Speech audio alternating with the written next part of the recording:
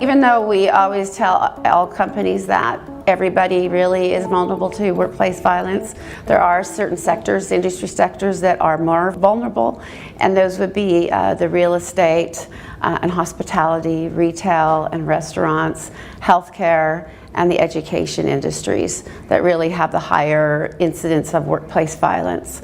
But then I also look at employees that work in certain areas, such as those that work at night alone, those that work in remote locations, those that handle money or work with volatile people. They also have an increased vulnerability to workplace violence. Even in the most sophisticated organizations, I've never seen what I would call a truly comprehensive workplace violence program. But basically, there's four components. There's prevention, which includes your security measures, your policies and plans, law enforcement liaison, staff training, and counseling resources, and so on. And then there's a mitigation piece, which is the piece that's usually missing.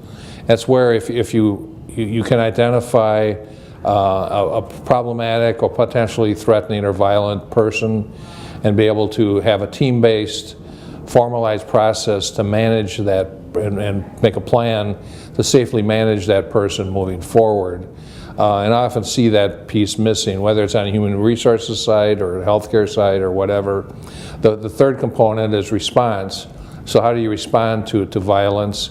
That includes the active shooter response. And active shooter response, I often see plans and training that are very generalized, where the active shooter, even that event, tends to be industry specific. It's very different in the healthcare world as opposed to schools or industrial or retail or theaters.